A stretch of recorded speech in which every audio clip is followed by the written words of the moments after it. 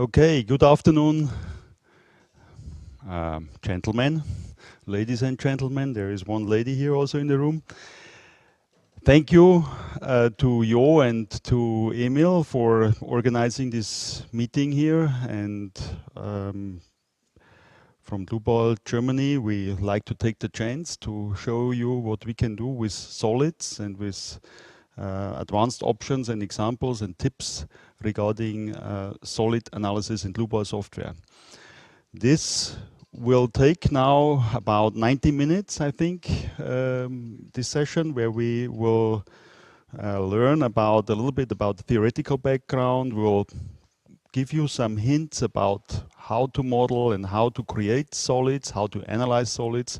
At the end, we will also do a plastic design, and I will show you a few examples that have been done with RFEM or how you can work with RFEM. Emil has given you an already brief introduction how the basics are with the solids, and I will, on top of that, give you more background information and also show you more modeling techniques. And I have prepared a few examples. Let's see how far we can go and how quickly we can go through them. But before we start working with the software, I would like to explain why we do need actually solids in RFEM. It has been already said, thickness of material is an important factor. So if the width thickness ratio is too high, then we need to take the third dimension into account. But sometimes it's also so that we live in a real world and we get the real geometry of a structure, and this geometry is 3D. You get wireframes of the real structure, and then it's difficult also to convert them into 2D objects. We don't know where the center lines of beams are, or where the center areas, center planes of surfaces are. Sometimes there are notches, openings, all kinds of cutbacks, and we need to cover them in our calculation. And there sometimes it's good to have a volumetric model. Then we'll also use it for contact properties. That's something that's very often used inside RFEM, especially when we talk about connections. Like if you look at this picture here at the right, a whole building usually is on a more or less soft foundation. Solids can also be used to use or to model it for to model the subsoil layers with these real conditions that you find in the soil from expertise that you get from a geologic engineer. So this is also a good reason to have solids in RFEM. And then we have things like insulated windows, where we have gas fillings, where we have solid glass fillings, for example, layers, and we need to take into account what happens when the window warms up and so on. So this is also something where we often use solids in RFEM. Let's look about the theoretical background a little bit in solids in the solids element in RFEM. Typically per node we have 6 or 3 degrees of freedom. In general we like to work with 6 degrees of freedom, so per node 3 displacements, x, y, z, and 3 rotations around those axes. Now it's possible also in the calculation parameters to reduce it to just the 3 displacements. But then you need to make sure that you connect, for example, surfaces or beams correctly to those solids. We did this also because some other software doesn't have those 6 degrees of freedom, and then it's hard to compare results. The solid element is actually derived from a quadratic isoparametric element. So what we did is in between 2 nodes that we have in RFEM, usually originally there was a 3rd node, and we condensed it. We took it out, and we, instead of that node in the center, we implemented here at the border nodes, we implemented the equivalent mathematical formula for the rotations. Why we're doing this? This is a pretty common used method in finite elements. We reduce the degrees of freedom because it will reduce the work for the computer to solve the equations. We get less unknowns and it's faster, it's just more efficient. And if we have the right mathematic formulations for it instead, then we can get a quite good result even so we don't have that center node. So more or less it's a quadratic element that we can use in RFEM. Also the shape of the solid elements have a meaning. So if you have a hexahedron shape, and that's the same equal lengths on each side, that's best, that gives the best results. But we need also tetrahedrons, pentahedrons, and other shapes to really approach the real structure geometry. So RFEM itself has a automatic mesher in there, and this mesher creates automatically these shapes, and you can define the mesh density, individual per solid or per surface, and you can control like how the meshes go from one density into the other one. And one other thing is there are different layers that you can apply, especially in solids, that I will show you today later in a presentation. So as Emil already said, you should have a certain amount of solids along the depth of a material in order to get a realistic result. And you should also make sure that you don't have a too dense mesh, because there can be a lot of data and a lot of things can happen. So as more density you introduce, as more mesh elements, as longer the calculation will take. Yeah? Okay, here you see basically this 8-noded hexahedron brick element that we have with, let's say, 6 degrees of freedom. So 8 times 6 is 48 degrees of freedom for one element. Compared, for example, to a 1D element, like a beam has 6 degrees of freedom altogether. So on each node, I'm sorry, so 12 degrees of freedom. And what's also important, when we have this rotational degree of freedom, we are able to have a compatible connection from a 1D to a 3D solid element. So all moments and forces that arrive here on one node where it's connected are transformed into the solid. So the equilibrium is taken care of. So this is one other reason why we have 6 degrees of freedom. Okay. I mentioned gas elements. So for example, what you see here is a automatically created layered solid from the RF glass module. It consists out of a solid of a glass on top, then there's an air solid, and then another glass solid, another air solid, and another glass solid. So all these solids are acting together, and when there is a gas solid, then it follows the gas law where pressure times volume must be constant with a constant temperature. So what we can do with this is, if, for example, you have such a gas solid and you heat it up, so the pressure will rise, and you can take those effects into your calculation. And of course, as more we do with those special elements, we need then nonlinear analysis, and that's quite common in that case. One of the most important elements is the contact element. So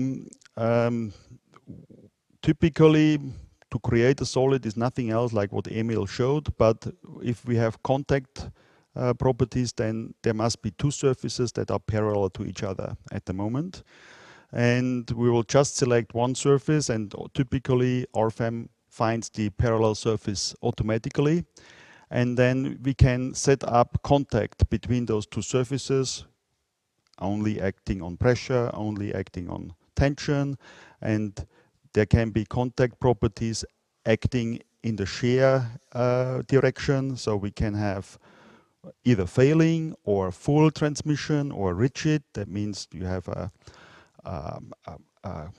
factor coefficient, a friction coefficient that allows you to control how much is transferred from one surface to the other one. So there's different options, also like rigid friction with limit, we call it, where it then blocks after a certain time and so on. So we'll also see briefly how this is modeled. Then when we talk about solids and plastic design, we have to talk about material models. And typically we have the elastic material model in RFEM that comes by default. But if you want to do a plastic design, you need the module RF Mat NL, and that gives you more different material models inside. And then you can do an elastic and a plastic design. And for plastic design, the most popular or most important material models are the isotropic nonlinear elastic 2D, 3D material model, the isotropic plastic 2D, 3D model, and the orthotropic plastic 3D model. Here what you see to the right is the isotropic nonlinear elastic 2D, 3D model, which is basically linear. That means loading and unloading would result in the same line. So first we have the linear stress-strain relationship, and then we can define points, and we can have in a diagram we can define any type of curve basically that you like. And typically we have different strain hypotheses like von Mises, which is the most common to use, Tresca, Drucker-Prager, Mohr-Coulomb, which are maybe make sense for soil or for rubber or whatever, different materials. So we check in each iteration where are we, depending on the strains and the stresses, and then we can adjust the stiffness, the elasticity modulus for each solid element. Because this elasticity modulus is constant for each solid element, and I don't have a different elasticity modulus on each corner, it makes in reality only sense to show the constant result distribution on those solids in case you do a plastic design. We'll see this later. But this is the reason, because this E is constant for a solid element.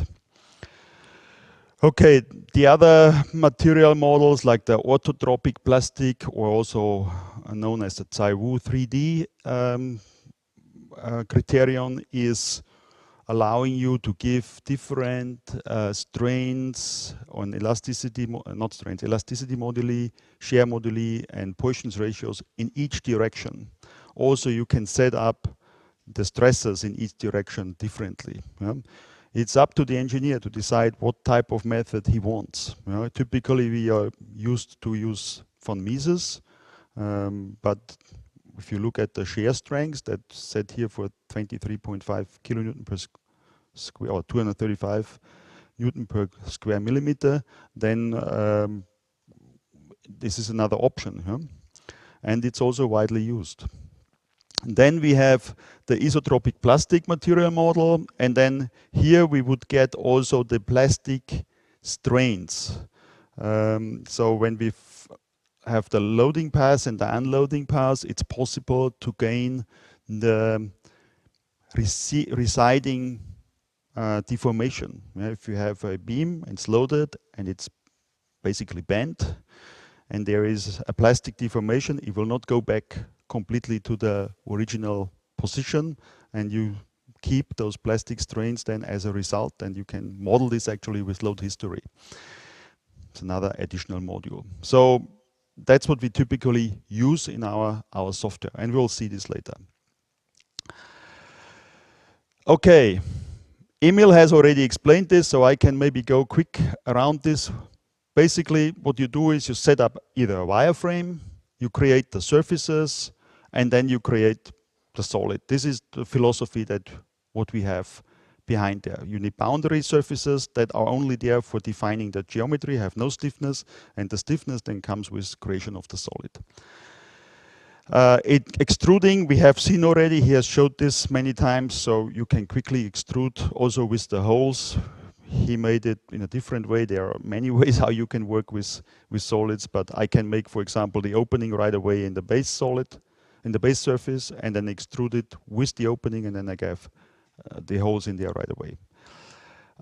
Also, copy rotate is a very friendly, user-friendly way how to do it, and then you have to have solids between surfaces, the option in the further settings here, and then you can create some things like this very easily. Yeah? Every segment. It also remembers usually that it's a rotational structure and sets up my mesh points in such way that I get this kind of rectangular shapes if possible and don't have so many tetra head-ons or triangles and so on. And then another popular way how to work with solid models is to, if you have a CAD file, usually in mechanical engineering they use STEP or ACES or IGES files. We can import them with RFLink. I'll have an example also. This can be tricky. This depends on what type of files we get, but it's possible, and I can show you how it can help you if you have a good file. Okay, this was my short introduction, which was already longer as I planned to have it, but anyway, we're going to start now with the software. First example I'm going to do is pipe in pipe. So we have, for example, a lot of clients that have to do with scaffolding and framework, and so they need to put a pipe into a pipe, and then there is some kind of contact and loose. And I'm going to show you as a warm-up, let's say, how to model it quickly in RFEM. Yeah? I start a new file, and I call it P1, maybe. That was the help system, which I didn't want to have. It was F1, but I need P1, and I need to have, I use the template typically that's set up for the Netherlands or for Belgium or whatever you want to work with. You can put in your units there, you can put in your mesh settings there, you can put your materials in there, your templates for your printout reports, and then everything will be loaded in this initial file. That's why it takes a second longer to open that file, because it has to open that file. Okay. We see here we have the mesh setup, and I create, just as Emil did, circles. It's a very good way to start. I want to have a radius of, let's say, 60 millimeters. So the diameter will be 80. Yeah, I have my first radius, and then the next radius will be 50 millimeters. So I have a diameter of 100 millimeters then actually of the pipe center. There's a pipe 50 millimeters, pipe 100 millimeters, and I have a 10 millimeter thickness, so this works perfectly. Yeah. Next, I'm going to create we've seen all of this, so I don't have to talk so much about it. We create a surface, and we create an opening. Select boundary line, create opening, select boundary lines, and I have an opening. Yeah? And I extrude a solid in the way that Emil showed it, and I want to have it actually 80 millimeters high. Okay. Here's my first solid, and now I have two surfaces, the outer and the inner one, and I can, when I edit that solid, I can set up, it's not of type null, it's of type contact.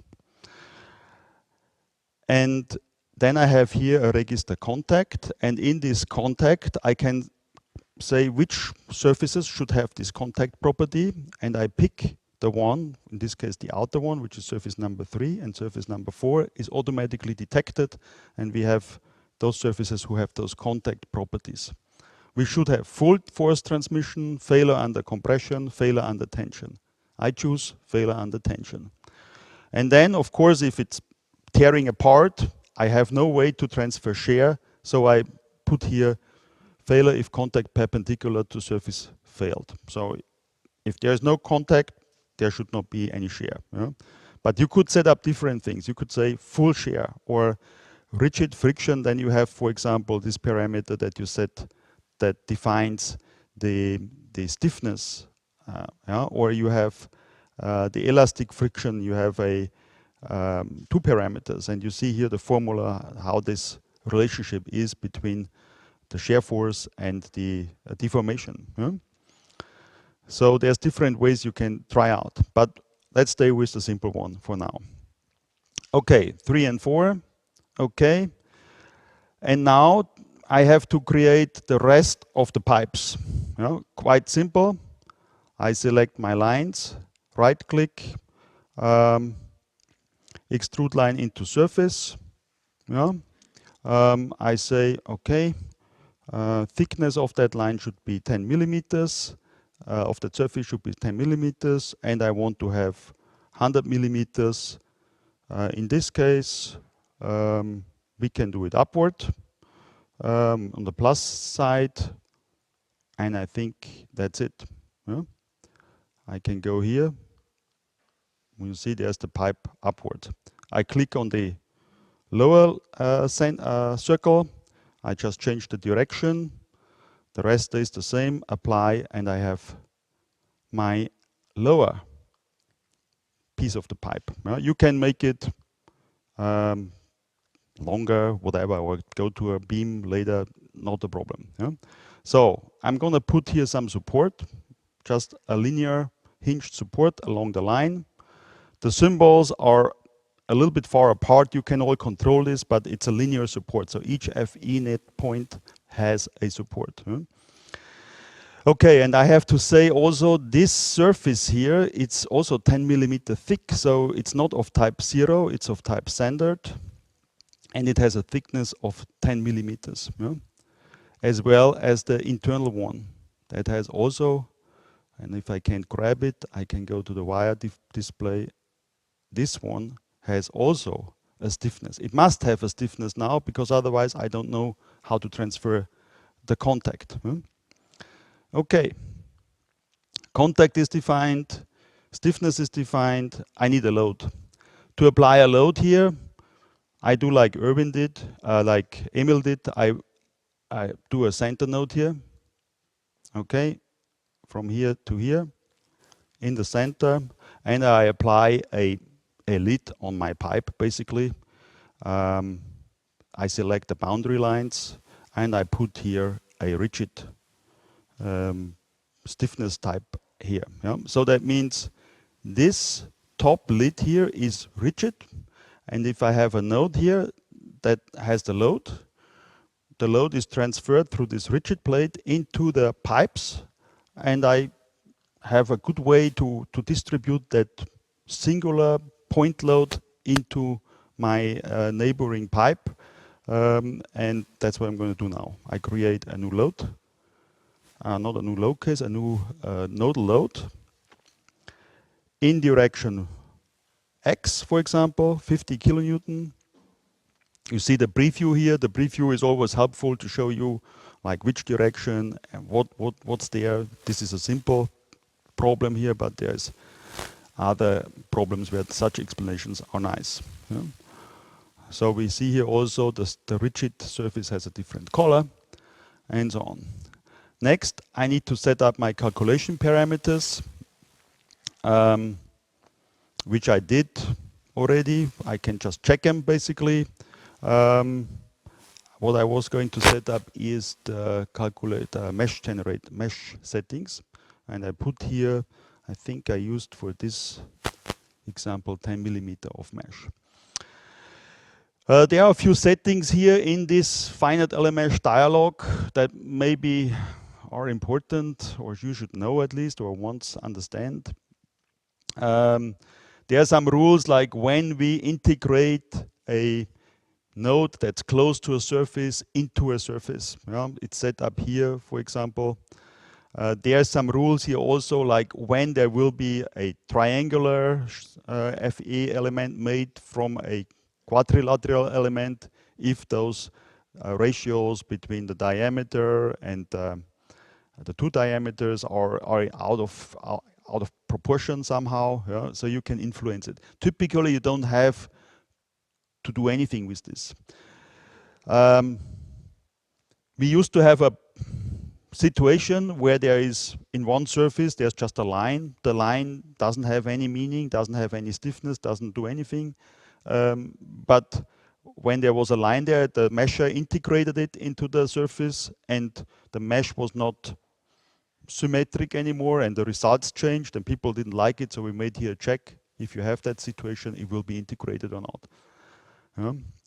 We typically need triangles or quadrangles or quadrilateral elements, and it's set up like this.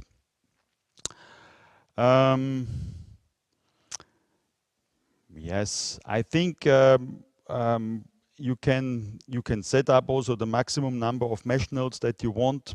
It will then just warn you or stop, because otherwise you have endless calculations.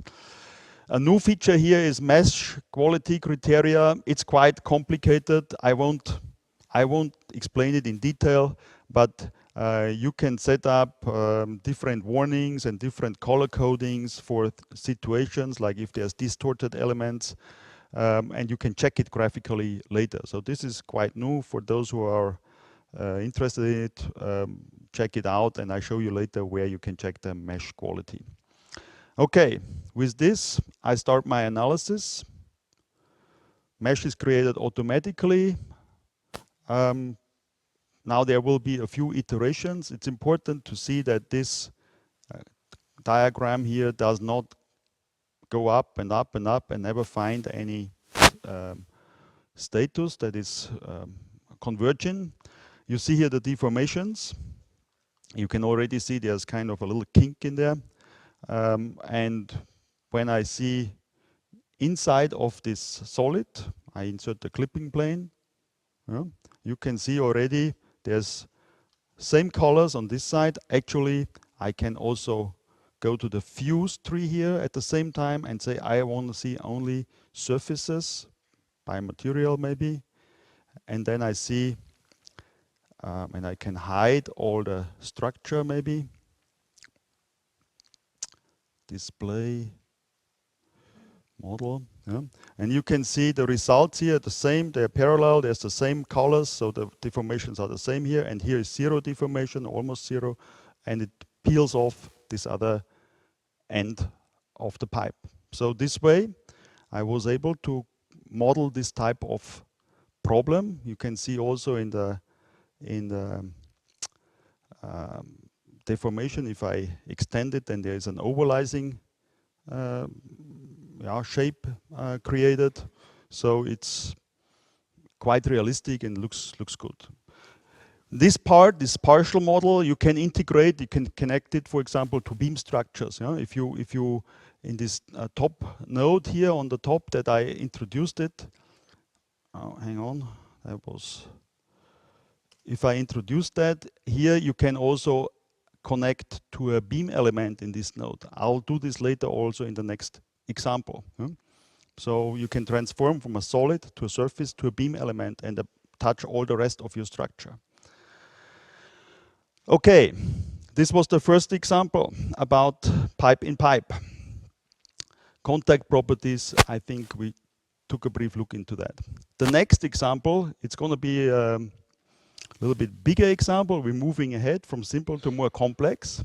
It's a tension rod connector that I'm going to model completely with solids. We have here a ring type that we start with. Then we will transform this ring geometry into a circular solid geometry at this end, and then we will connect here a beam element and then support it on a simple node with a fixed support.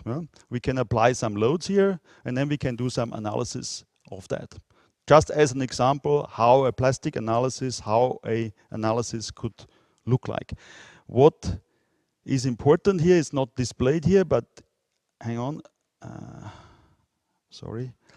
In the center here, we have a beam element, and there are not displayed here, there are disk elements, disk plates that transform only compression. So I'll get that situation where we put the pressure on the one end and it tears off on the other end. And we'll model this.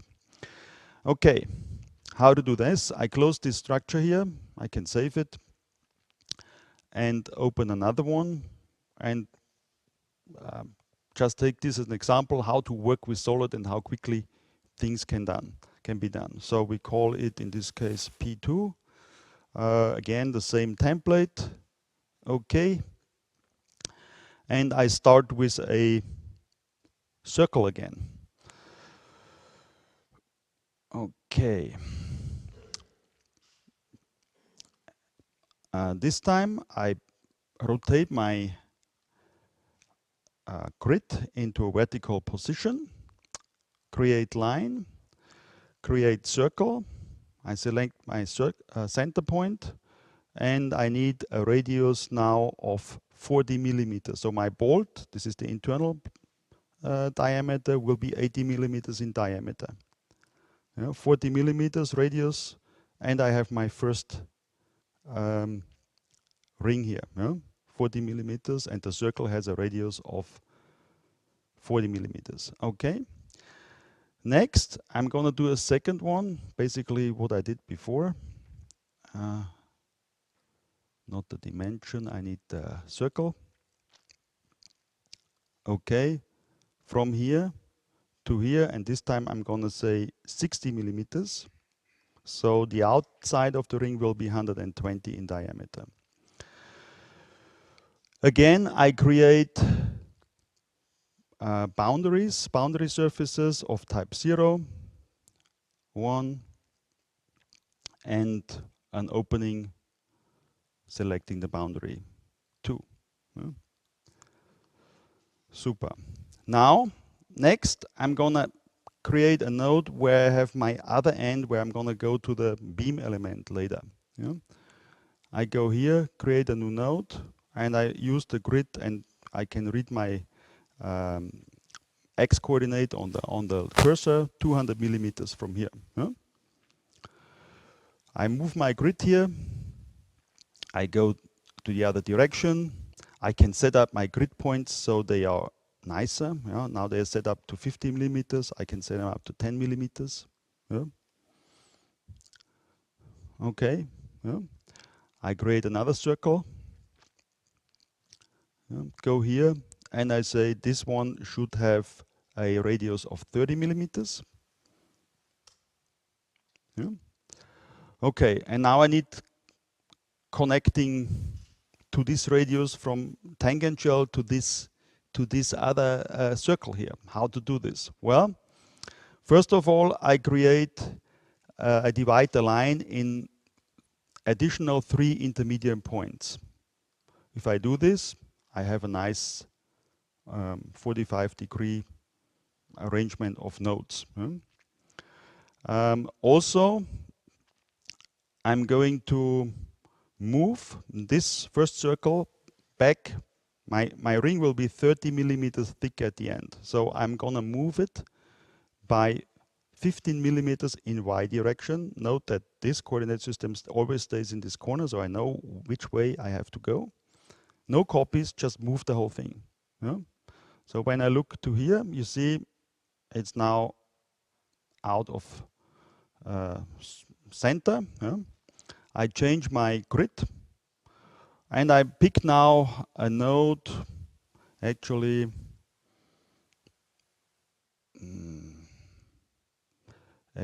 I have to move my grid also in this direction here. Hang on, where I'm moving it. Here, grid, edit, not at 0, at 15. I want to move it in the same in the same plane as this ring. Yeah? And I'm just picking as a start point for one line here the nearest point to this final connecting node where I'm going to be finally connecting. So now I'm going to move and I touch this outside ring and I get a tangential point, a snap point. You know? I click on it and I have the tangential point. So it's quite easy and to find that node. Yeah? I do the same thing symmetrically on the other side, this way. Yeah? Important is now, in this case, that typically this node is integrated, but I want to have several surfaces split up, so I can have more options for boundary surfaces for different solids. Yeah? So I make sure that this node now is splitting up this outer circle. Yeah? I can use the function connect lines or members, and I just make a window around this, and you see there's new nodes that's starting to come in the picture, and I have now, I have now several lines that form that circle, and from those lines we'll create surfaces then in the next step, and then I have boundary surfaces that are split up, which is important for me now in this model. Okay, super. Next thing is I'm gonna select this ring. I'm gonna extrude it or move copy. That doesn't really matter how to do this. One copy in direction y, -30. Yeah, and I create this time lines, surfaces, and solids in between. Yeah? Surface of types null, okay, okay, and I have my ring structure created, and additionally I have already a solid here. Yeah? And also note that we have here now different surfaces, and that will be helpful later. Okay. Solid of type, let's see, material, steel. Yeah? Now I need to work on this, on the rest of the structure. So I'm gonna drag and drop this node and connect it to here. Yeah? I'm just drag and drop it on the other side as well. Yeah? I use this node here, left mouse click, hang on, select it, left mouse click, drag and drop it on the other node. It will automatically catch it. Next, I also create new lines for the other side. This will be my boundary lines for my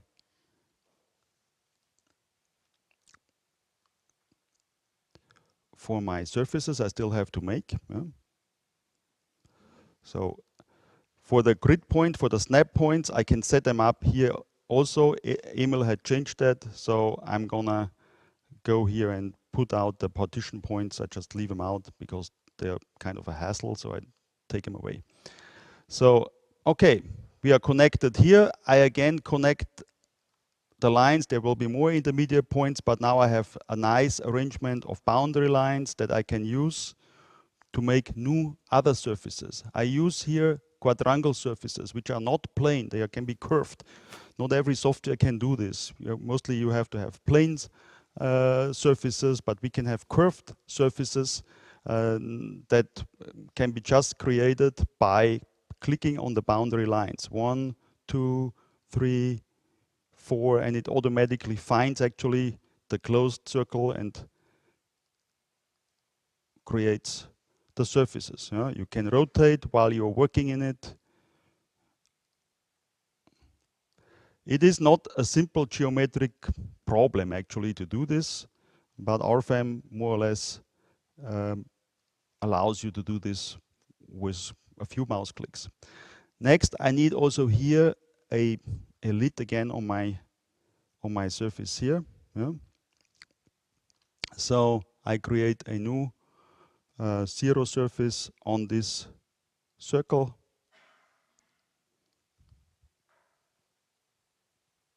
And basically have now all the boundary surfaces done. what I need to do now next is to create a new solid. New solid, boundary surfaces, and I just select the surfaces that I just had now. And now I need to help the software a little bit because it doesn't detect automatically those. And then it knows this is my solid, and I have made my rough geometry quite quickly. Yeah? Okay, now let's continue here on the end and continue with another short solid. I just quickly, you have seen it, I don't have to talk so much. Extrude solid in X direction, maybe 30 millimeters. Yeah. New solid, I right away convert it into a material solid. And next I need this node here. Also, I copy it, 2 copies in X direction, 30. And I don't want to have any members. I'm rather doing it manually later on. I just need those nodes. Those nodes are here. And now I create my final rod, new cross section. It's a beam element now with round diameter. We had 60 millimeters, I think. Yeah? Okay, okay. From here to here. Yeah? So we made the transition from a solid into a 1D element, and I can put my other framework at the end there as I like. Okay, one thing, however, I want to point out. When we connect a 1D element to a 3D element, then we shouldn't really do it in one single point, because it's usually a location of singularity. Yeah? So if you do this and you look at the deformation, they might be different in comparison if you make sure that this connects to several other nodes.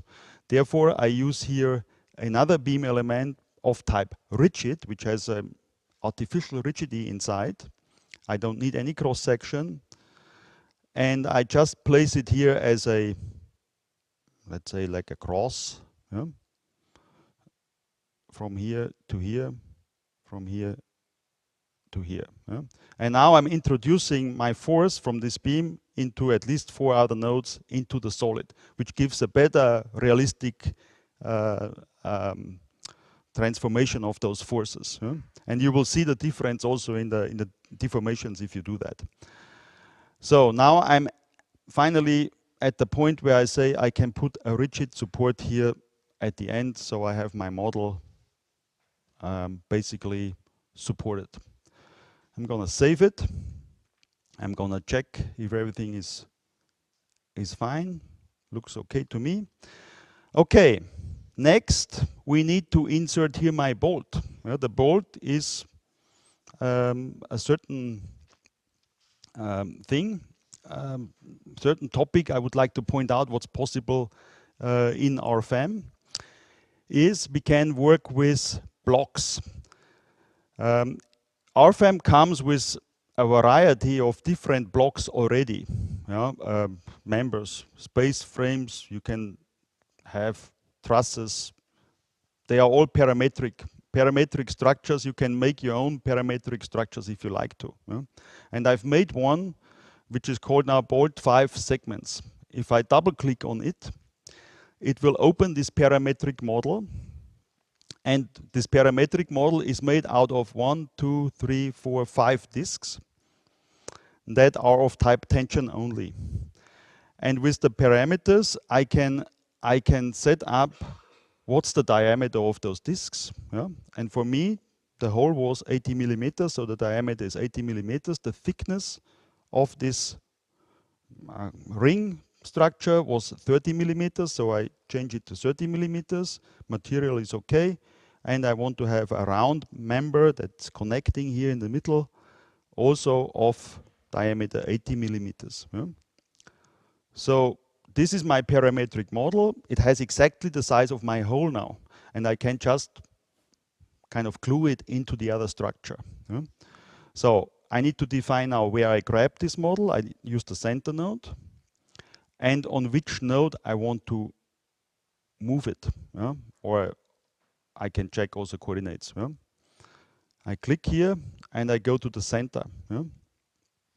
The center is not the correct one.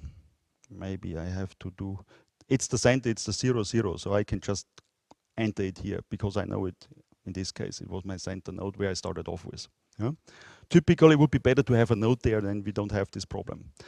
Okay, I click OK, and you see it was placed automatically, exactly fitting in there. Very simple, and you just imagine you have this situation often. You set up your sets of bolts and diameters, and you're ready. You pick your model, parameterize it, it's there. Everything is done automatically. A few things I have to actually change yet. You see here the model. One thing I did wrong, I didn't confirm. It should be 80 millimeters, but I can change the properties of this beam to 80 millimeters, and then I'm there. Okay, now it fits perfectly. One thing I have to check, however, and I use the tables. The tables are a great tool for us here, where we can select in the table parts of the structure, and automatically it will be highlighted where those parts are. And you see here when I go through, okay, here are my discs, and it's of type without tension, only compression. And you see here there are some openings and some nodes that's different from the other ones. Why is this? I have an opening created on the outside, and this disc is exactly in this opening, and it's integrated.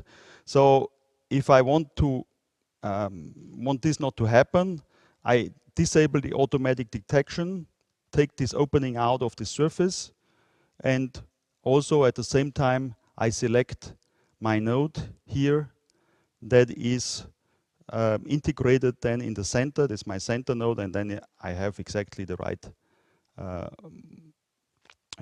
modeling that I want to have it. I do it on the other side as well. Otherwise, you will get maybe some error message, or you see that the results then are not really so great because you have this load transferring disk not in your model. Okay. So this is the only correction I have to do, and I use here this selection and the tables. This is a good way to do this. And it's also a big strength of RFEM. You can use the navigator, you can use the graphic, you can use the table, you can import, export to Excel. So this is important to use, and whenever it comes into play. All right. I think we are about ready to run the analysis. What is missing? I need some loads. I created already a load case. I need a nodal load in direction X, minus 80 I decided to have.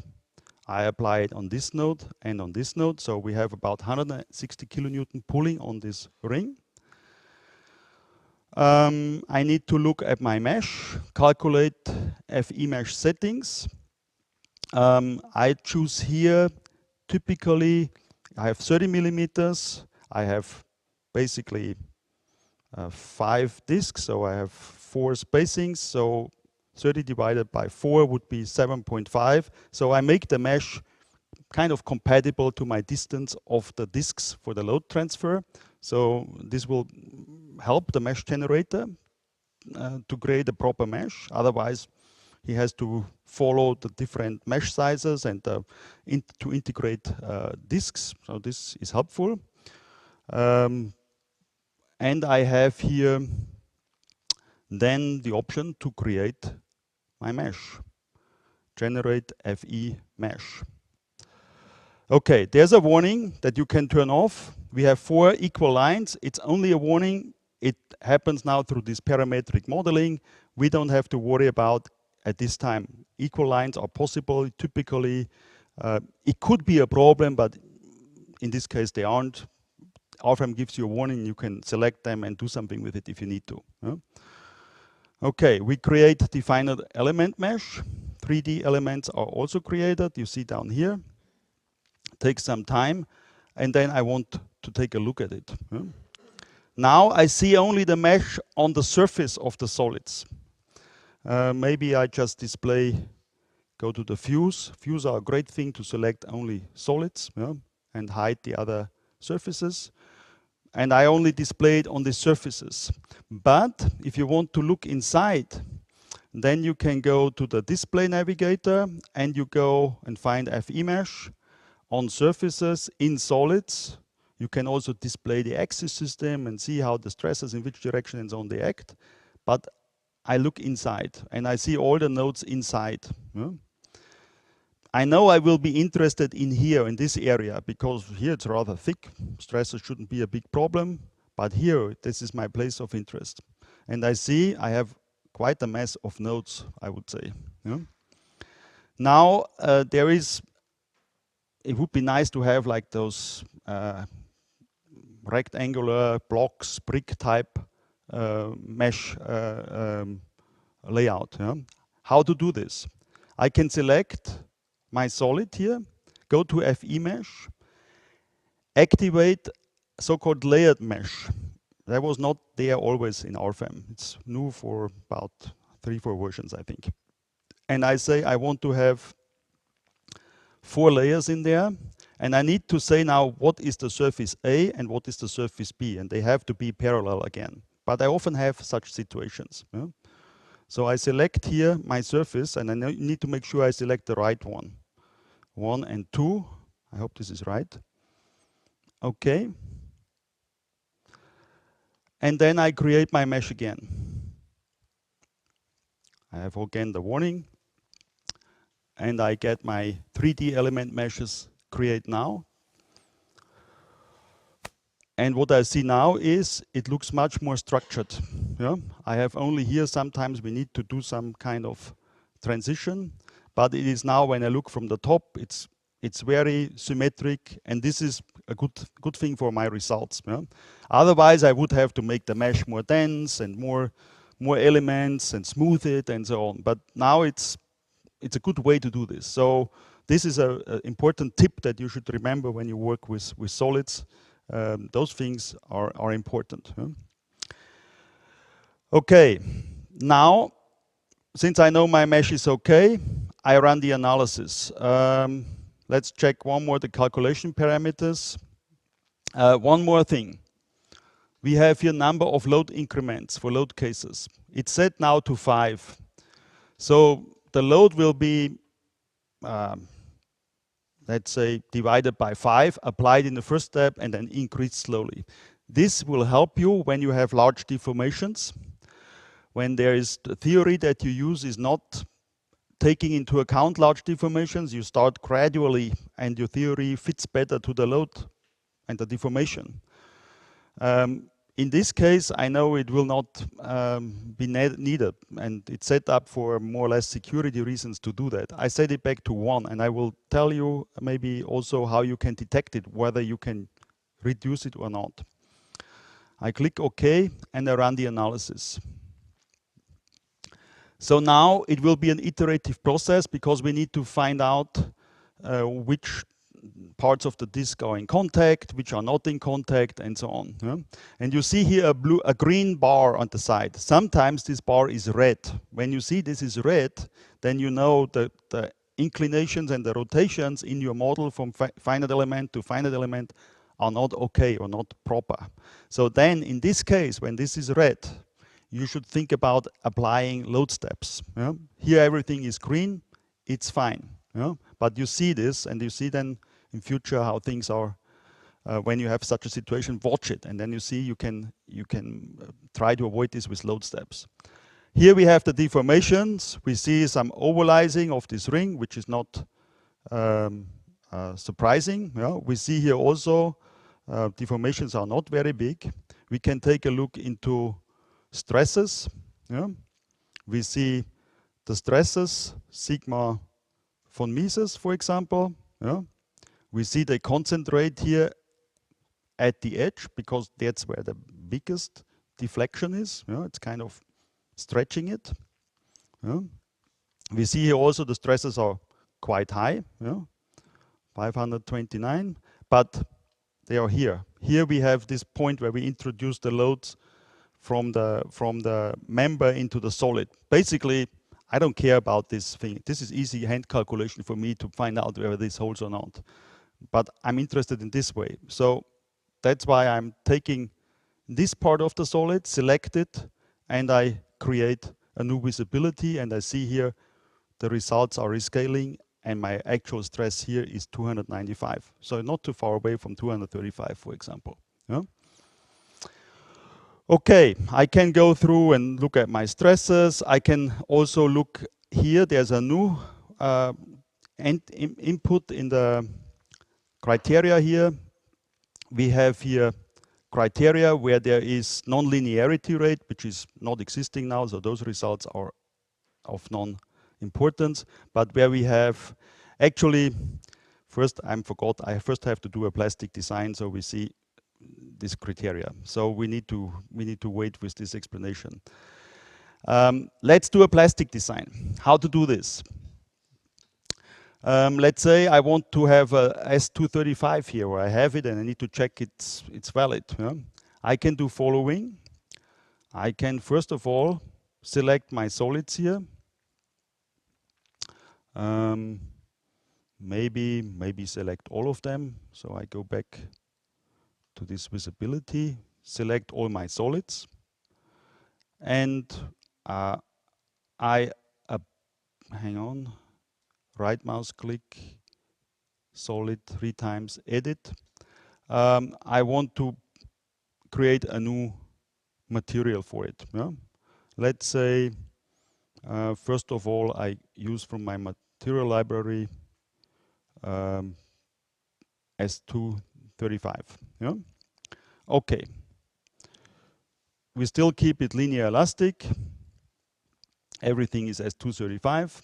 And here, this other one, this front part here, I want to use a plastic design, only in this front part. I create a new material as well. Again, an S235. Okay. Okay. And this time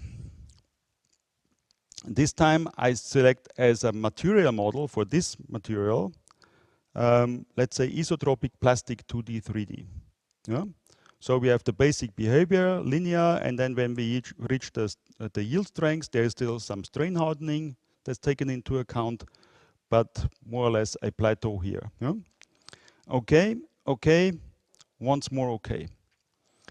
And now when we have this and we run the analysis, RFEM knows actually this here is plastic. We need to go and reduce the stiffnesses depending on the solids by type. Depending on the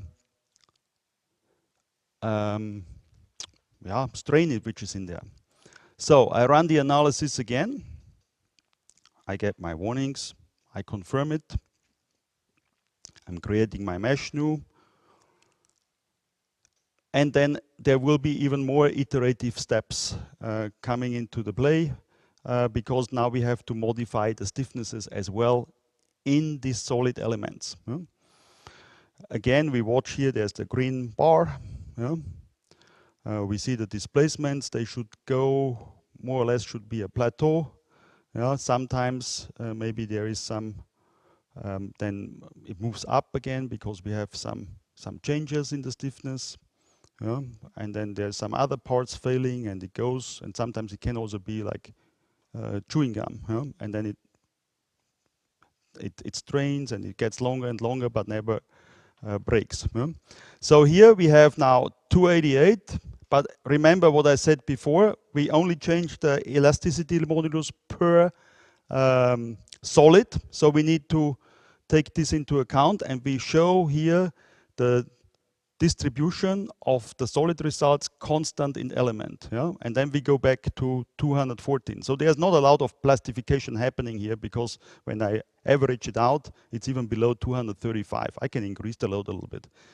But now what we see here also is, and here's the criteria, and I can see where is my non-linearities happening, yeah? And they happen in those plates. Yeah? So this is the place where I have plastic strains.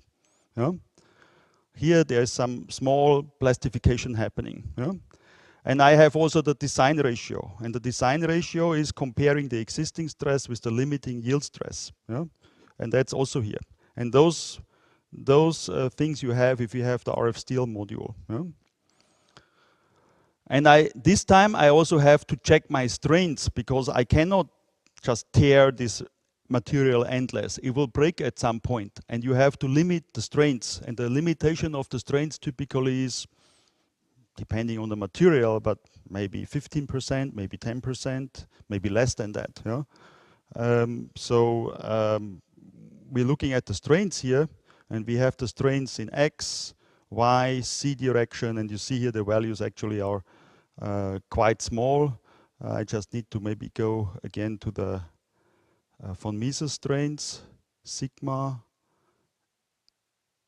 Yeah, and you see here that we have like 1.1% is like the maximum strain in here. So there's not a problem here, but you have to check this. You have to check how big are the strains. You know? If it's very, very elastic, then the software can,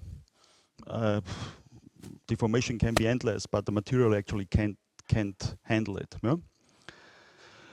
Okay, this was this example.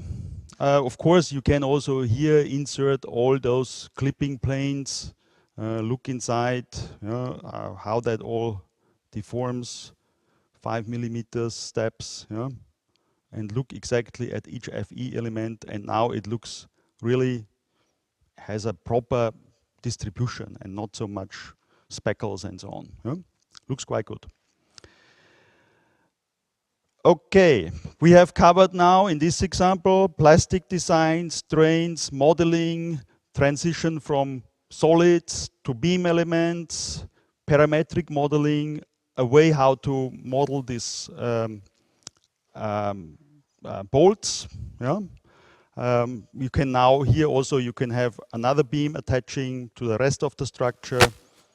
Yeah, it allows you also, you don't have to enter the loads manually, come from the neighboring structure. So this is quite important, that when we cut out a piece of a 3D structure, we also don't know what's the neighboring stiffness, and we can't have the interaction between the plastification and the other structure. So if you like, you can do this. Of course, it's a demanding calculation. It all has a price. Yeah? Okay, let's go back to my PowerPoint. This was my second example. Mesh in layers, important feature. Next thing, I'm gonna go maybe a little bit quicker over that. We had, for example, the Olympic Stadium in Berlin. There is just a few columns, and they had to be very slim inside the stadium. People didn't want to be bothered by this looking at the columns when they want to see the game. So they had to be very, very slim. So there was the need to have a cast iron node here with high strength steel. And this could be one application case for like a casted node, for having a solid node that you have to analyze. Yeah? And then you can use this transition into a beam element as I just showed. Yeah? Typically high stresses. We have spatial geometries that maybe are not so simple. And that's where you can use a solid made from components. I explain it quickly here. We have here the option, when we have several solids, to make a compound solids. And the compound solid allows you to unite several solids, A and B, or to subtract solids, or to intersect solids. And what I did here, I modeled those two solids, which were just intersecting. And I selected them, made a compound solid, united them. And then you get this unification here. Then you can add the other parts that go, the other three branches that go off, and unite them as well. And at the end, you can even have a subtraction. You can make a notch in here and just subtract another part of the structure. Yeah? And it ends up with something like this. And all together is then one solid. That is one solid piece, one solid that you can calculate, but you have this automatically generated surfaces that you can use like a mesh refinement here, and so on. Yeah? I have this model also here. I don't model it now. I think you have seen quite a bit about modeling, and I maybe just explain it briefly how that works. I'm loading my project manager, and here we have somewhere one model. Which one? We take this one. And I can show you one other nice feature in there, which is a so-called section. And you can look inside the model in this section. So, okay, here we have the model. Come on, here we go. I disable the loads. Yeah. We have here the supports actually surface support inside that notch. Yeah. I can maybe show you quick the compound solids. Yeah. Here we have the original solids. Yeah. And then we have they all get back to zero solids, but they are still there because we need it for generation of the geometry. And at the end we have just one compound solid. Yeah. And how to do this? You double click on this, make a compound solid, you select the solid A and B, and you can say unite, subtract, intersect. Yeah? In this case, I subtract solid 8 from, or I subtract from solid 8, solid 5. Yeah? Solid 5 was this opening here. Yeah? This little solid here, this is the solid 5. And then you have, again, the stresses, just I made the loads just as Emil. You can use the parametric loading, calculate this surface area and so on. Just a loading, just a compression in this case. And then you can go and make a so-called section where I just click actually here solid section on sectional area in solid graphics, and I click 2 points and a vector where I cut through. And if I click on it, it will be activated, and I need to show the results in the section. I hide the solid result, and I hide this one. And I hide maybe my supports, display, surface supports. Yeah? And you have here a nice view inside of your solid, and you can print this, and you see how the stresses distribute inside of your solid. Yeah? You see here the notch, there are some higher peaks and so on. So with those sections, it is a good thing. You can also take the sections, they are objects. You can say, okay, right mouse click, move copy into direction Y by, I don't know, 20 millimeters, make a couple copies. Yeah. Then they are moved automatically. I have now 3 such sections. Yeah. I can go here, display each section individually. Yeah.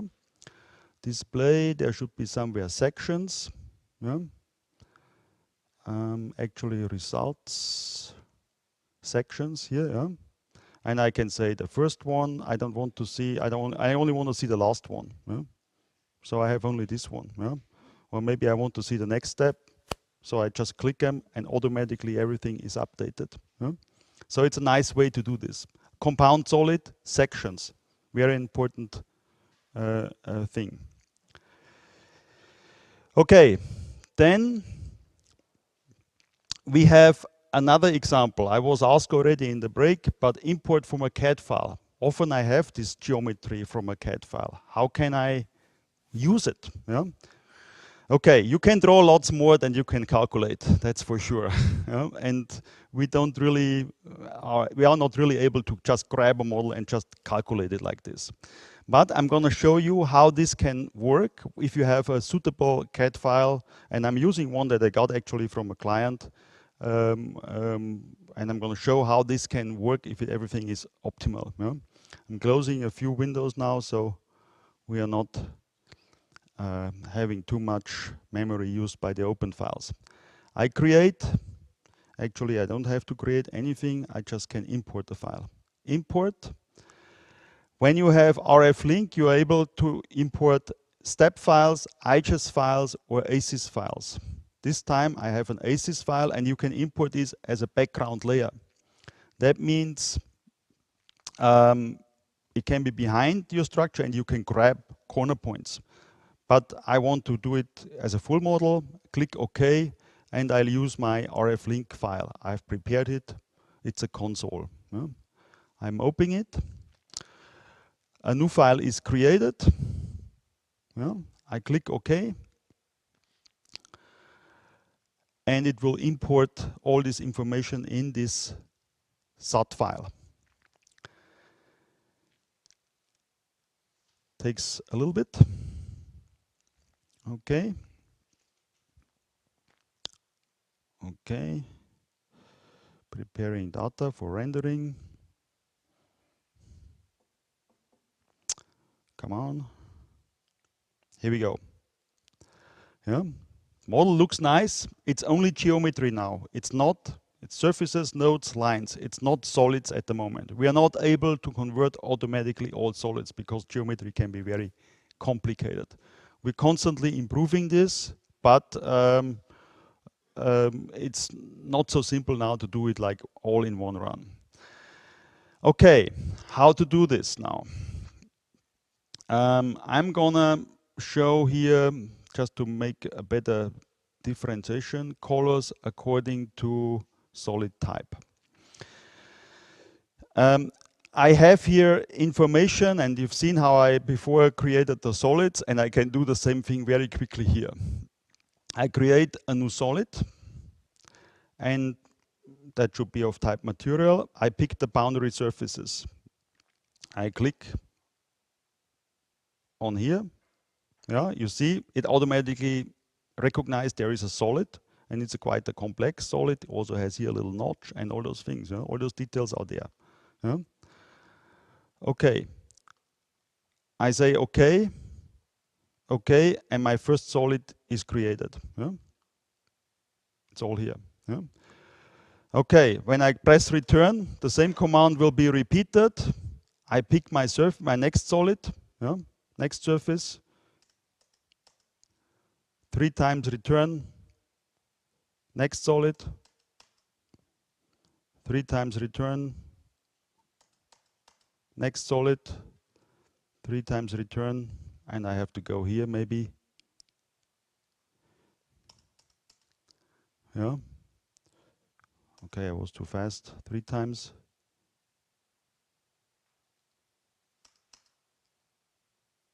Yeah. One more. Pick the column here. Okay, that was the line. I didn't want the line, I want the surface. So the column is a surface, and I'm gonna move over here. I could mirror it now, but just to make sure everything is fine, I do the same thing here. It's almost as fast. Okay. 1, 2, one more. This one.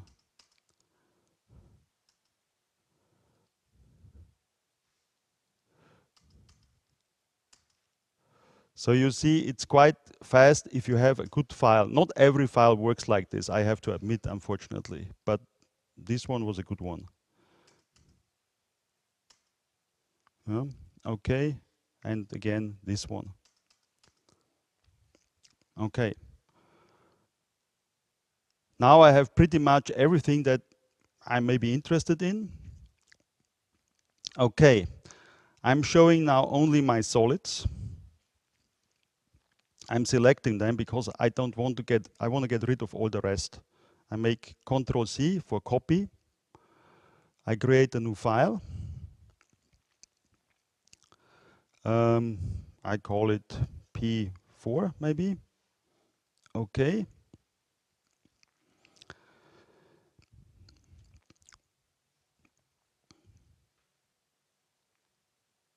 Okay. And then I'm gonna use Control V for import. Okay, come on. And I have only the solids then in my final structure. Control V. So it will import, insert. I can have an offset vector. Yeah. Okay. It will import it. And then here I have my structure, which is clean, and all the rest is gone. Yeah. Okay, I can work with it now just with a regular structure. I can say I don't need to create all those meshes down here. This part down here is totally irrelevant for me. I can just, maybe I have to understand how far up we are here. 1907. So let's go and select those nodes here and put them up to 1800 maybe. Okay. Yeah. So then I can get rid of all those holes which are irrelevant now for my structure. Delete them. I delete also this one here. On the top, I do the same thing. Let's see how much we are here. 2447. So let's say we go to 25. Okay. And we have the interesting part of our structure here. Next, I'm going to create some supports down here to be able to calculate it. I need some loads. So now I can use, for example, a free load. A free load is not bound to any surface. Wherever it hits a surface, it's a load corridor. Wherever it hits a surface, it will then automatically apply the force. So this is good. We have, for example, Emil showed before the nut that was touching the plate, but I can maybe forget about modeling the nut if I just have the right load of the same geometry.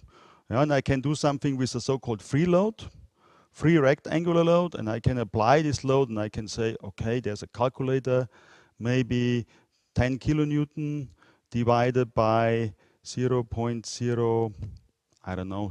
I know the plate is 7 centimeters wide, so I can calculate here, and I get my load magnitude, 2000 kilonewton per square meter, and I pick where this load position should be.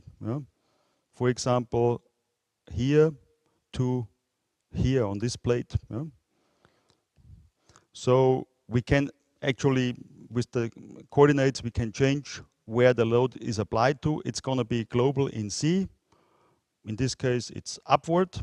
I want to apply it not to all the surfaces, but only maybe to those.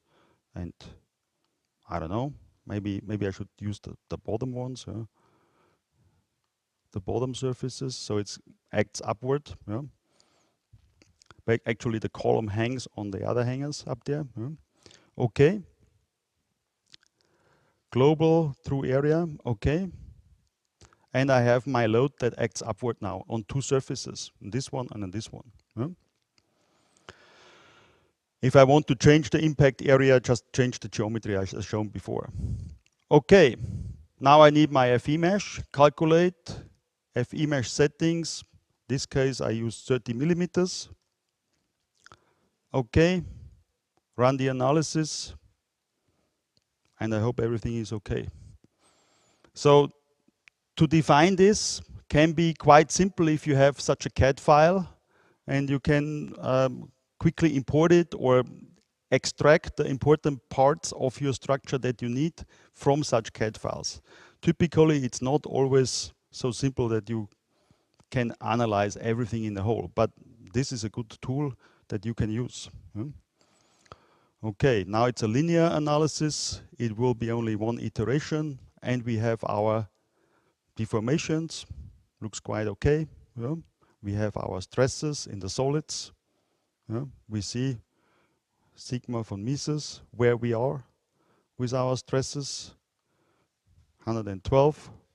If I don't know where the 112 is, I can use my max min values, and I see where the values are. Oh, somewhere here, 148, sigma 271.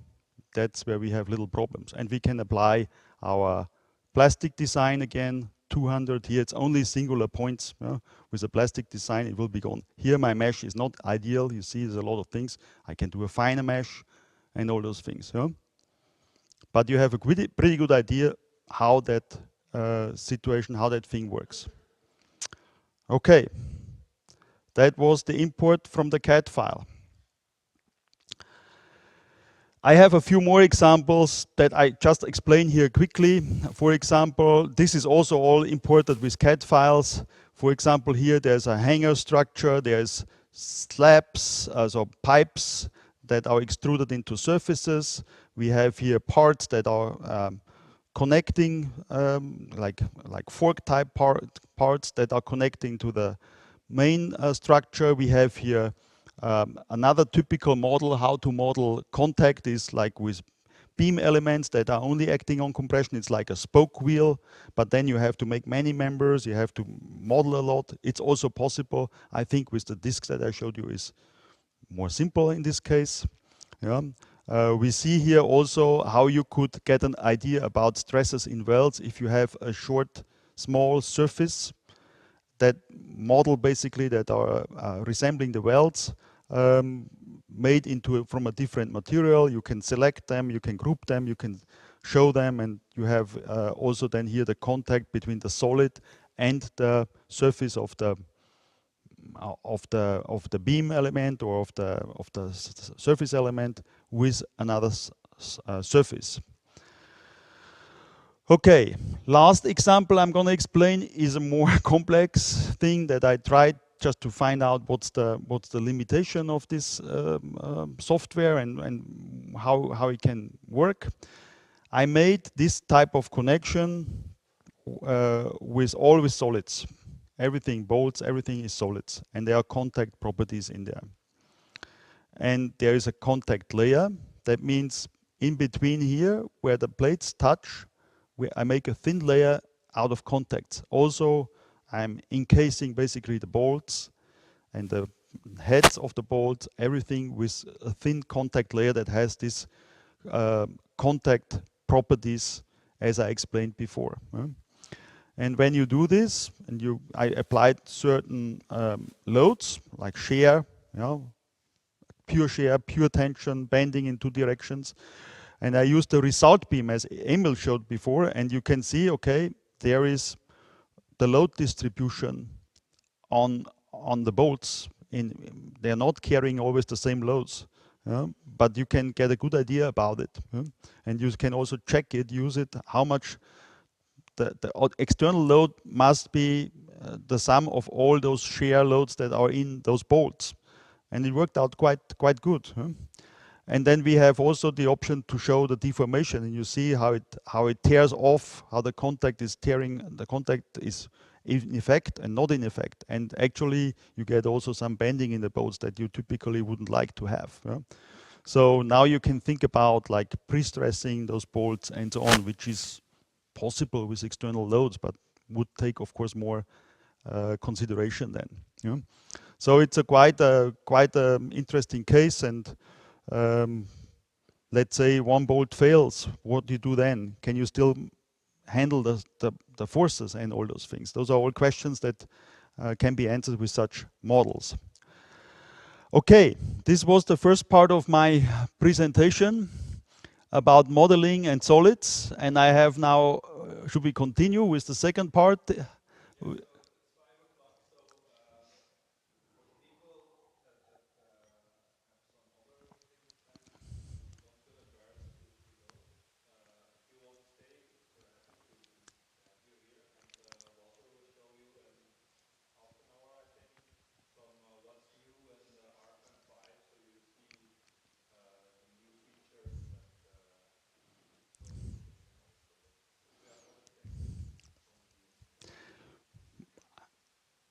I promise I won't take too long. I'm going fast. Okay. Are there maybe should we have a quick question answer session? Are there any questions to that first part that maybe we should quickly answer? Or later on, as you like. Yes. Yes, there are some possibilities with gap in the share parameters, but of course it makes it then even more complicated. But there are ways how to model slip, especially if you have share, yeah, for the bolts, for example. Yeah. Okay. Thank you. Good. Thank you. Thanks for coming, and it was a pleasure to have you here and have a safe trip home. If you have any question tomorrow, drop an email. We are glad to help you out. Okay? Okay. I'll continue meanwhile with the news in the software. I'm going to open another presentation I have. File.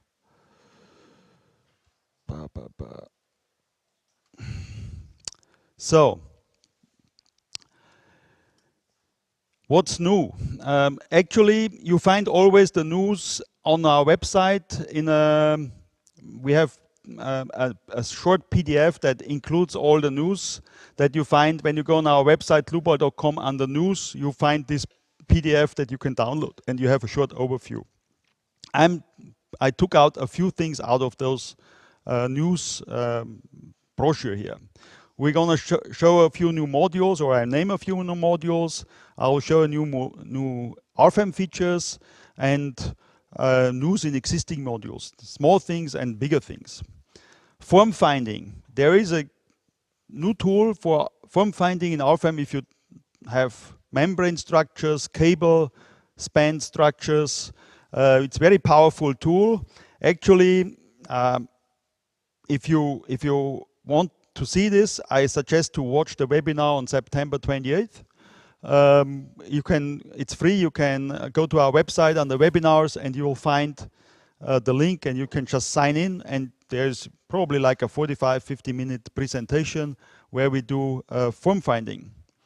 It's a very powerful tool, and I underestimated it. It's quite something that people like to use.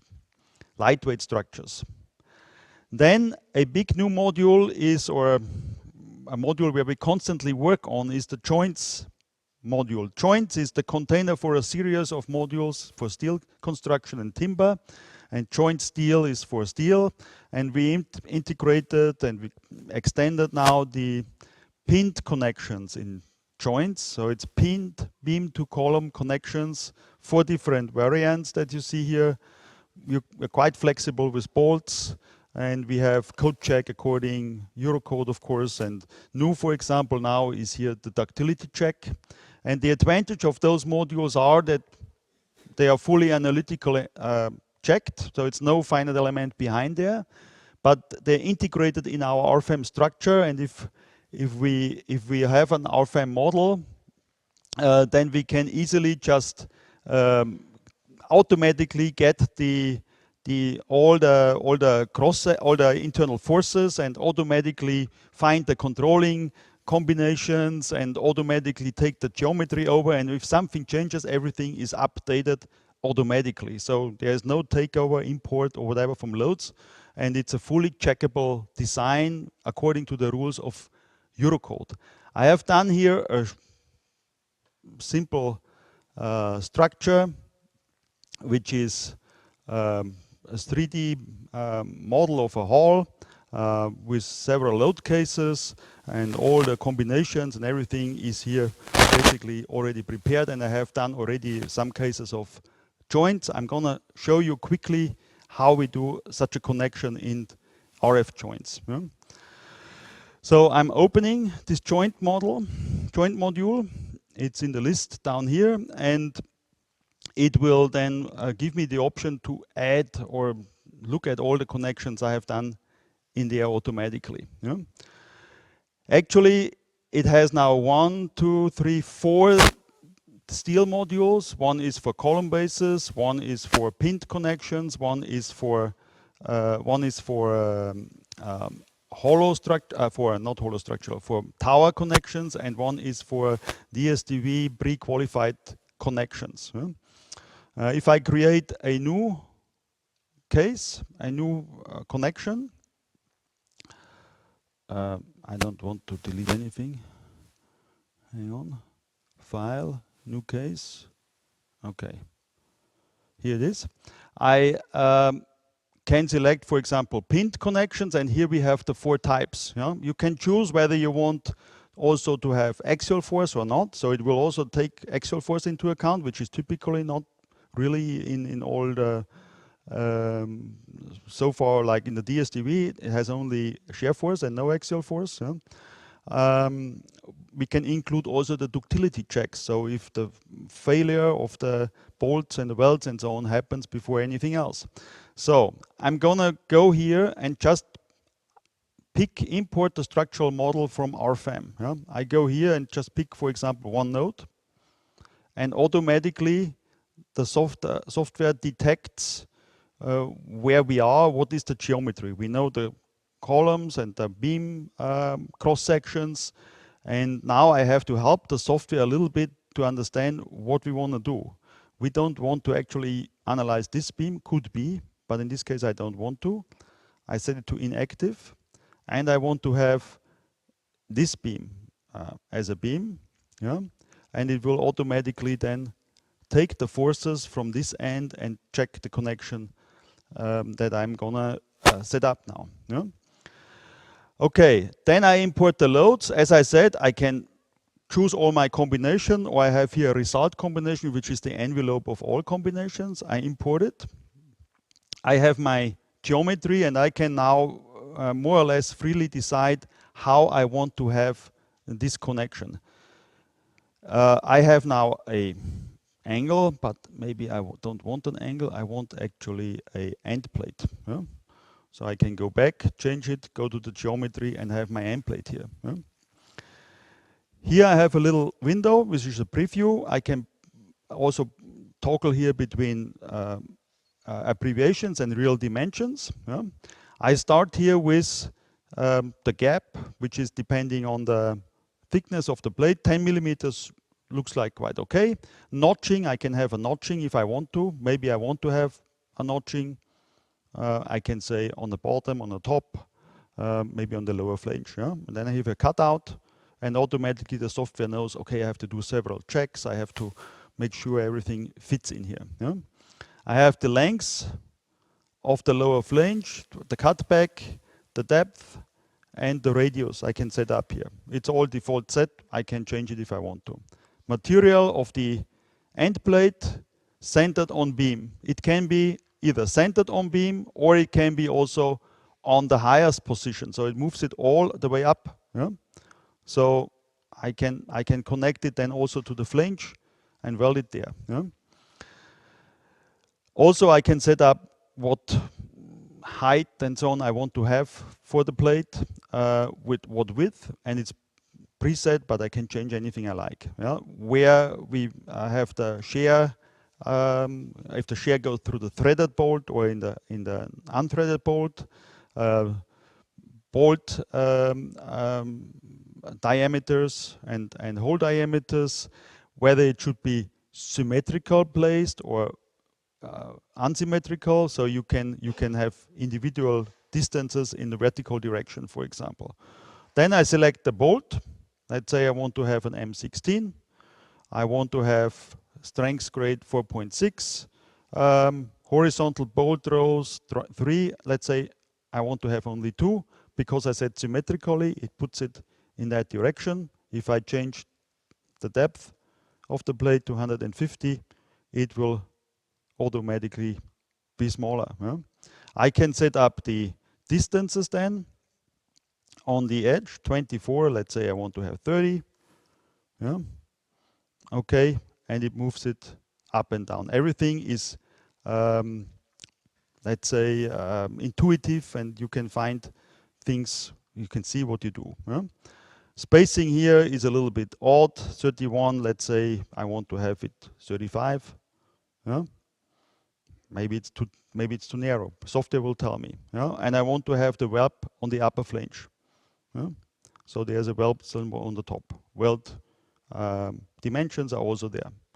Fine. Let's try if it works. Run the analysis. Of course, we have all the national annexes and everything is there. And we see here, okay, available rotation in hinge connection is okay. Joint ductility check is not okay. Premature failure of welds is okay. We have a little bit the problem with the T-stub in tension here. Yeah, it's about okay, but it's not quite okay. Otherwise, we have end plate shear, end plate block sharing, in plate pending. You see here all the default, the intermediate results down here. So if you want to calculate something, you get all the intermediate results there, yeah? The yield lines and plastic moments and so on. Everything is analytic. So typically, when you have a finite element analysis, you have to maybe do a comparative analysis. But with this, you can hand calculate, huh? In some situations. Okay, what's behind this ductility check? Let's go back to the PowerPoint. I have some explanations here.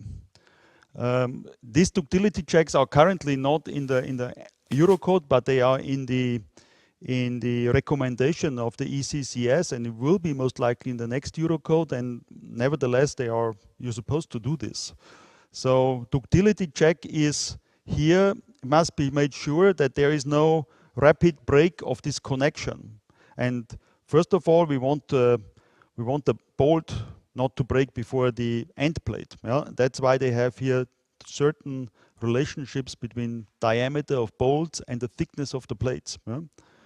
So basically, it's getting better if I use thicker bolts, yeah? Or if I make a thinner plate you know, thinner plates are basically good for ductility. Yeah? Check for availability of rotation. For example, if you have something like this and you have a big rotation, the flange can touch the flange of the column. So it locks the connection. It's not a pinned connection anymore. And you have to check that. Yeah? And this is a simple geometric check that we do. And the premature weld check is also a simple formula that we use where the thickness of the plate also and the weld plays an important role. So if you take those rules into account, the first failure will be the yielding of the plate. That's basically the concept behind there. Yeah? So and if I want to change this, well, I cannot merely make the plate thinner, but I can maybe apply a thicker bolt. Try maybe M20 and run the analysis again and see if that helps or doesn't help. Okay, in this case it's still not okay. I have to see what's there, bolt diameter, DPL, and you can check it and you can find out what's the problem. The results are now, this is the design summary by load case. Yeah, which load case is the problem? This is a geometric thing, so it's in any load case. By nodes, if you have several nodes that are the same, all the details, then we have a graphic, which is actually the most important thing here that we still have. We can take a look here with all the welds, everything is there. You can have a drawing of the end plate that you can print in your printout report. And when you have this graphic also, you can go back to your model, and in your model you can also show the results graphically of this connection. So when you go here, you can zoom in and you see here this connection is there. You can also put in, for example, the other rendered mode, and it has a more realistic view. So if anything changes, I have plenty of other connections here. Yeah, also like this type of connections, or at the end here, there is another fin plate, for example. Yeah. If anything changes, you can go ahead and you can recalculate everything, and it will be automatically updated with all the new internal forces and so on. Yeah. Here is the option. Here, for example, we have some foot points, yeah, some bucket foundation, or there's some column footing. Yeah. Takes also into account the concrete breakage, if the foundation is in there, so the concrete doesn't break out, and all those things. Okay, this was the connection module, which we constantly also improving. Next will be also bending, stiff connections, and beam-to-beam connections, and international codes we're planning to do, so much more to come here. Okay, let's continue. RF move surfaces is a module where you can create traveling loads, for example, over a bridge. You model the structure, you define a load path, and automatically a set of load cases is created. You can have multiple load paths in one model. You can have like traffic that comes across. Yeah? You can have a combination with RF influence. When you have influence lines, things can be done such way where the influence line has a positive value or negative value. You can say, I don't want to have the loads there. So you, for example, you check one pillar of a bridge, you evaluate the influence lines, and then you know exactly where you have to apply the load or where you can't apply the load in order to get the maximum force on that column of the pillar. Yeah? So this is RF influence. Here a few more pictures. It travels along a guiding line, guiding load path. Yeah? And then you have also a library of typically vehicle loads, for example, in there, according to Eurocode, that you can apply there. You can have your own library as well. So a lot of things are in there already. Helps you to eliminate a lot of work for entering data in RFEM. The module does it. Yeah?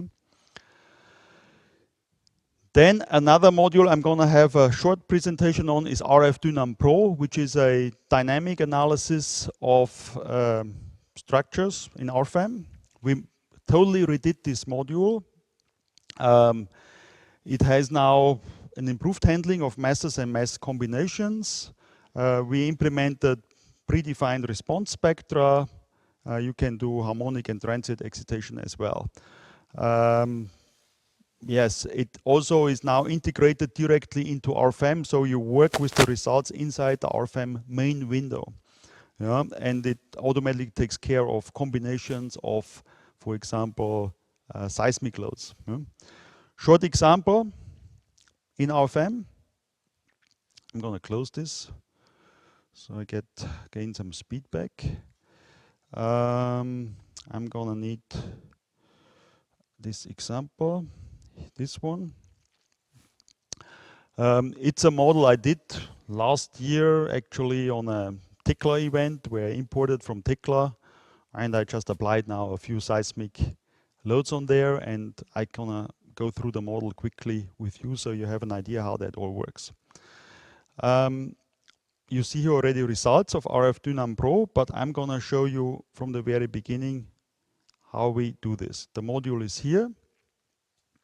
I'm going to open it, and at the beginning you define what you want to do. Do you want to work with mass combinations? Do you want to work with forced vibrations? Do you want to have like a response spectra analysis or equivalent load analysis procedure? This is also depending on what you actually bought. You know, forced vibration is another module, and equivalent load is another module. And the basic module just allows you to do natural frequencies. Yeah? Depending on what you select here, you get different registers here. Yeah? I'm going to do a forced vibration analysis response spectra. Yeah? You see here different options pop up. I can do mass cases.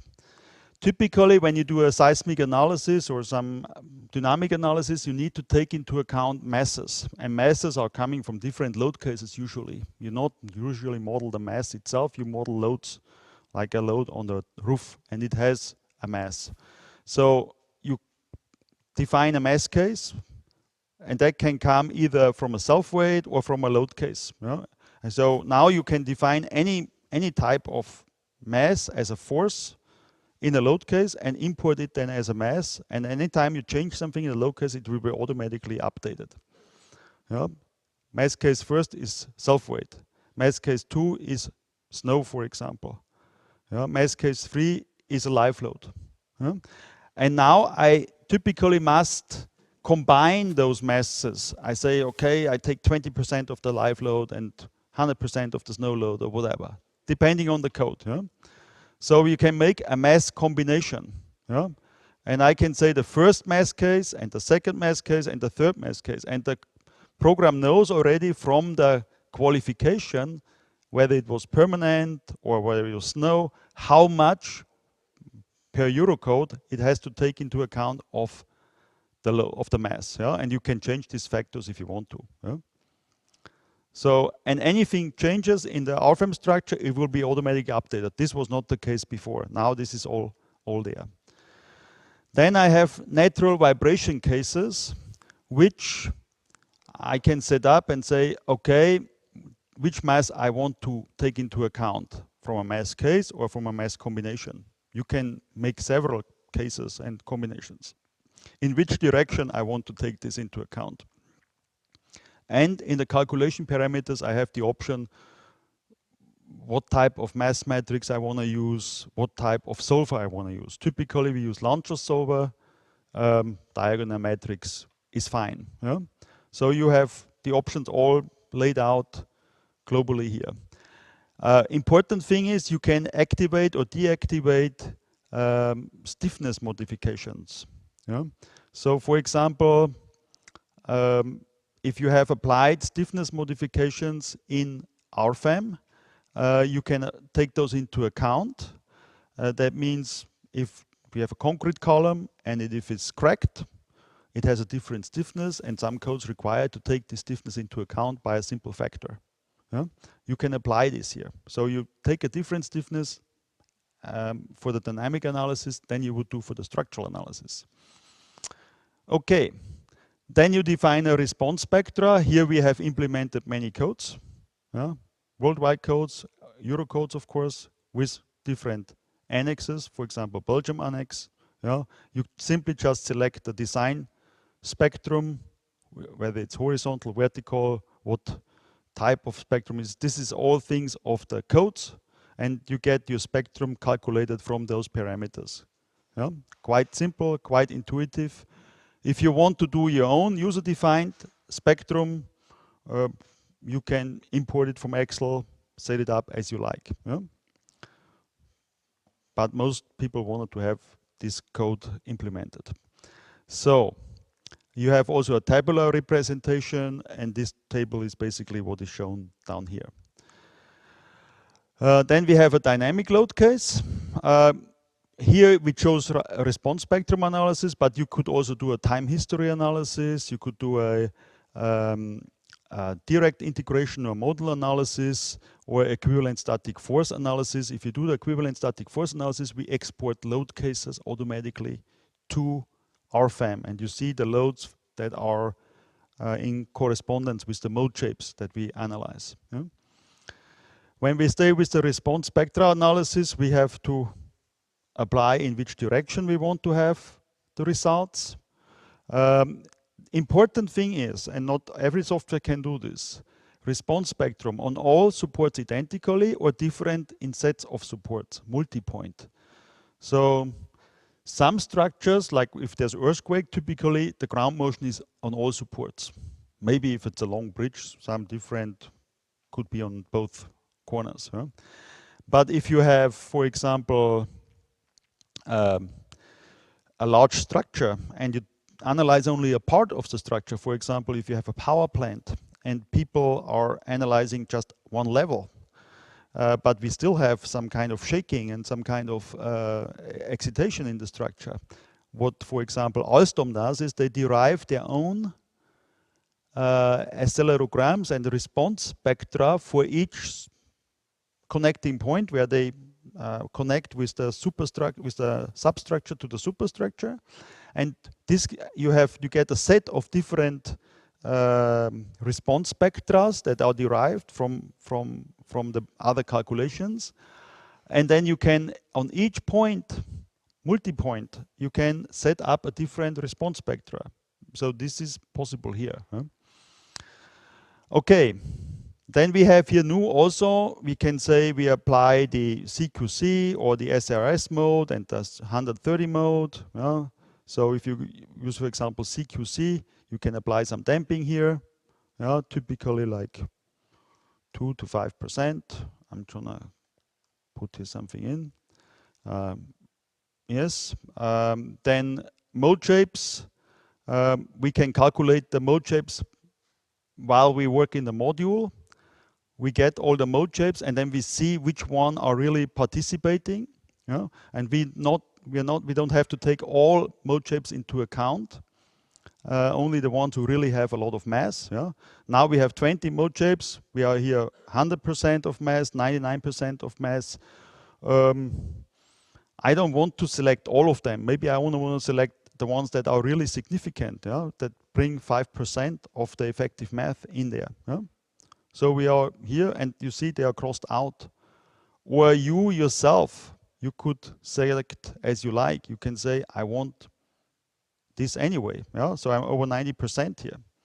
And then I run the analysis and I get my results automatically updated, and now not in the module as before. Now I have tables here in the RFEM main module. There's a new set of tables where I see my tables for eigenfrequencies, for mode shape by node, and so on. Yeah?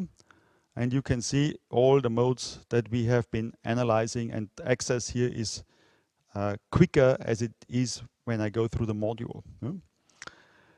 These are the modes, and I have my dynamic results here, which are then the forces for each response spectrum.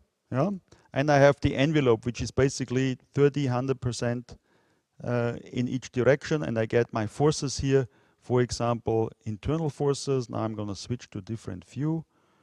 I want to have here the members, two-colored.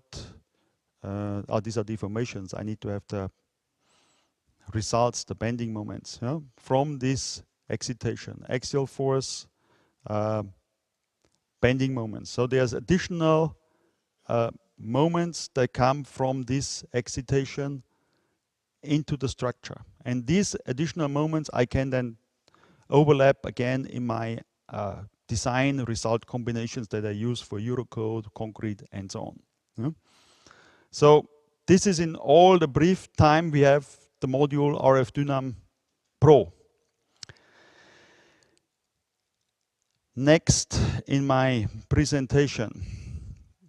Okay, I've all talked about this. There's the tables with the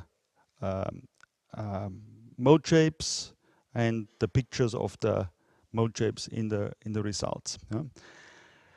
There are a few extra RFEM features that are included if you have a service contract. Yeah. We can set member in a certain direction. Actually, Emil could have used it today. I was not quick enough to tell him.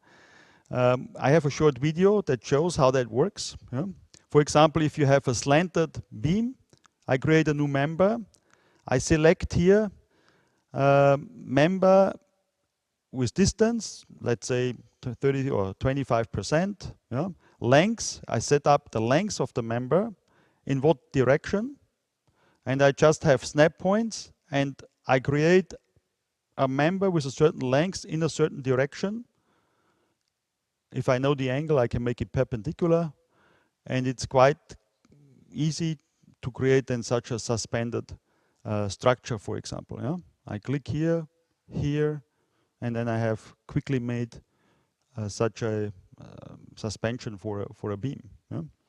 A good tool to make perpendicular member or in a different direction. Yeah?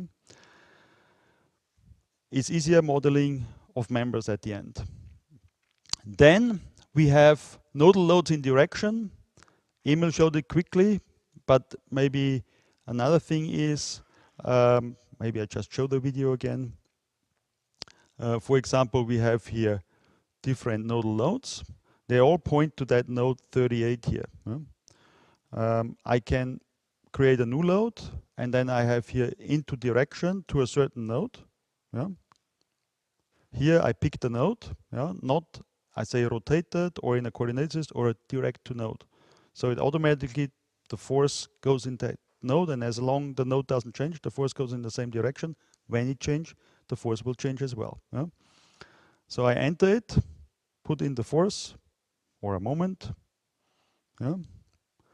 Click on it, and then I enter the loads, and they all point to that node 38 here. Yeah? Yeah, everything looks perfect.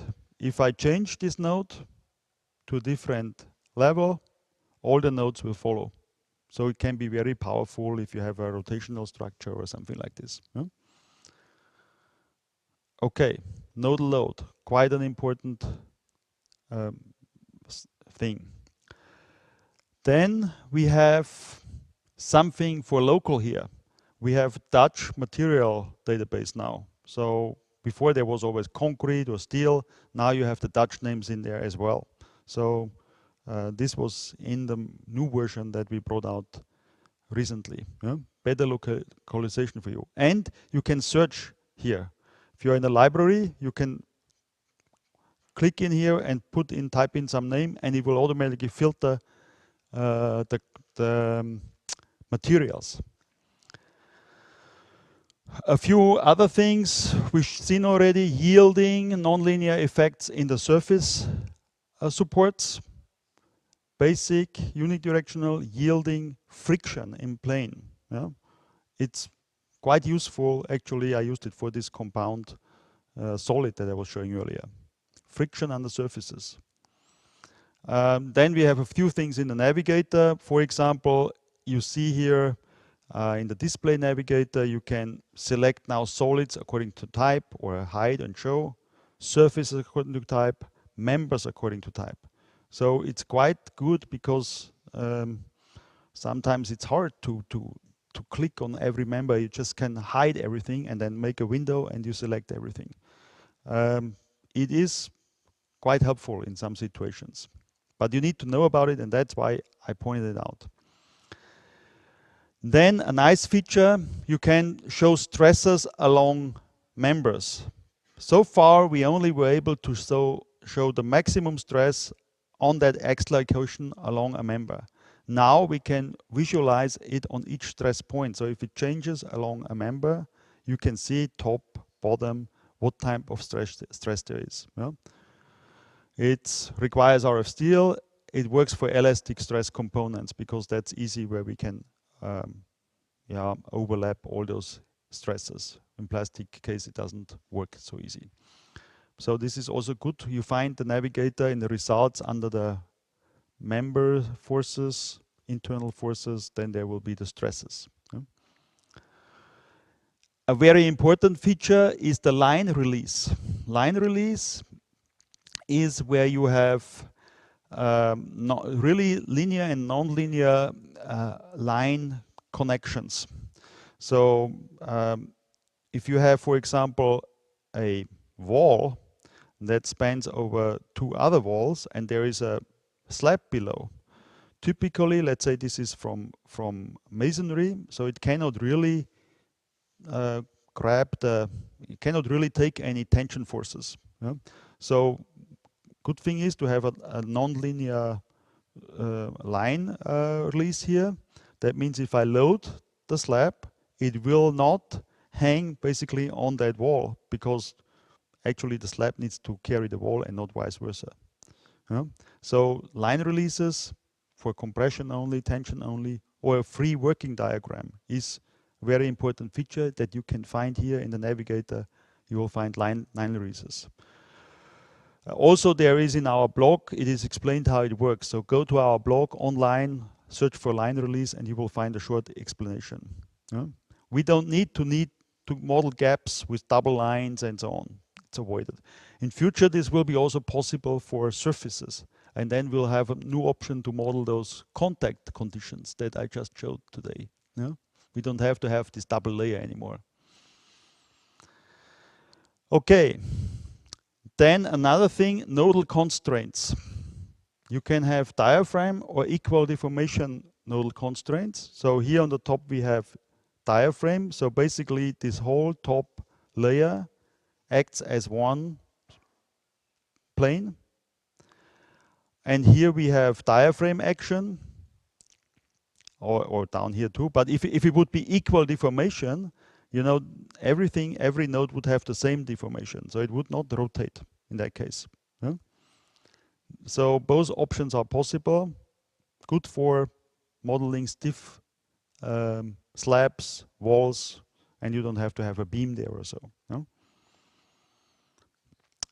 And in Steel EC3, also a good feature, we have here design formula. At each check below there, you'll find a short formula that gives the final formula of the check. So it makes it more clear, more understandable at the end. This was also a client wish that we implemented. Then another typical thing in Steel EC3, intermediate supports for buckling. We have here implemented a preview that you can enable if you click on here, and you get a little window and you see only this beam, and you can also then activate, like if you want to see the supports, and you see where the supports are, in which direction, and that makes it more clear. You can zoom in there, you can rotate in there, clear understanding of the boundary condition. It's important for design. Also, you can show then in Steel EC3 the buckling failure mode. You see the eigenvalue that's behind the M critical analysis. You can show this as well inside Steel EC3.